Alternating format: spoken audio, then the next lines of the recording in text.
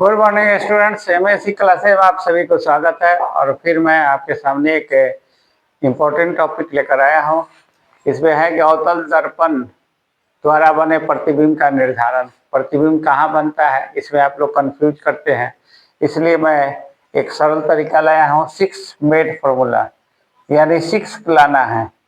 जैसे मान लीजिए कि एक है, एक यानी अनंत, इसको अनंत माने एक को, तो एक का प्रतिबिंब 5 पर यानी फोकस पर। इसको अनंत बहुत दूर है तो उसको अनंत कहेंगे। अनंत 2 किसको कहेंगे, तो अनंत और वक्रता केंद्र के बीच को दूरी को 2 कहेंगे।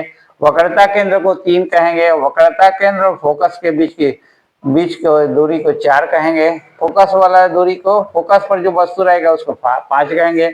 और फोकस और ध्रुव के बीच जो वस्तु रहेगा उसको 6 कहेंगे। या 0 कहेंगे। दर्पण के पीछे जब प्रतिबिंब बनेगा तो उसको 0 कहेंगे। तो एक का प्रतिबिंब 5 पर, यानी एक का प्रतिबिंब कहाँ बनता है, 5 पर। 2 का प्रतिबिंब कहाँ बनता है, 6 लाना है तो 4 पर।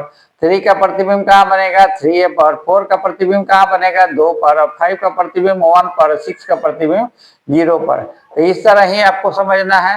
अब एक मतलब क्या हुआ, अनंत। तो अनंत का प्रतिबिंब कहाँ बना, फोकस पर बना। और यहाँ से ये सब प्रतिबिंब जो होता है 1 से लेकर 5 तक, यानी 1 पर जो है, 2 पर जो है वस्तु, 3 पर है या 4 पर है या 5 पर है, इसका प्रतिबिंब हमेशा वास्तविक और उल्टा बनता है। ये प्रतिबिंब दर्पण के बाएं ओर बनेगा, ठीक है।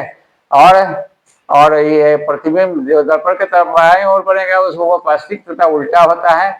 और लास्ट जो स्थिति है, यहाँ पर जब है दर्पण के ध्रुव और फोकस के बीच जो प्रतिबिंब रहेगा वही आपका काल्पनिक और सीधा प्रतिबिंब बनेगा, इधर बनेगा। और इसका आसान तरीका है, जब अनंत पर आएगा तो बहुत छोटा बने, बढ़ते क्रम में जाना है। बहुत छोटा के बाद उससे बड़ा छोटा हो गया, छोटा के बाद क्या हो गया, बराबर हो गया, बराबर के बाद क्या हो गया, बड़ा हो गया, बड़ा के बाद क्या होता है, बहुत बड़ा होता है। और फिर अब बहुत बड़ा के बाद अब घटते क्रम में यानी बड़ा हो जाएगा। तो क्रम वाइज है, यहाँ से यहाँ तक असेंडिंग ऑर्डर है, यहाँ है डिसेंडिंग ऑर्डर, यहाँ से डिसेंड करेगा, ठीक है। तो ये आप समझ में आ गया होगा। अनंत है तो फोकस पर बनेगा।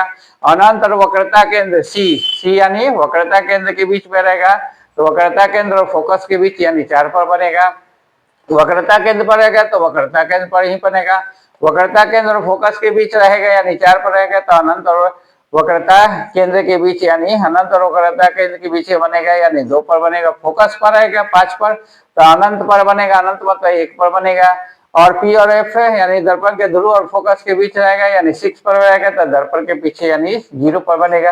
ये प्रतिबिंब जब 0 पर बनेगा, यही प्रतिबिंब जो होता है काल्पनिक और सीधा, बाकी सब जो होता है वास्तविक और उल्टा होता है। यहाँ से आता है बढ़ते क्रम में, बहुत छोटा तब बराबर, तब बड़ा, तब बहुत बड़ा, और फिर घट गया तो बड़ा हो गया। तो आशा है कि आपको समझ में आ गया होगा। अगर समझ में आएगा तो कमेंट करेंगे। और मेरे चैनल एमएससी क्लासेज को आपने अगर सब्सक्राइब नहीं किया है तो सब्सक्राइब करेंगे। मेरे वीडियो अच्छा लगा तो लाइक करेंगे, शेयर करेंगे। धन्यवाद।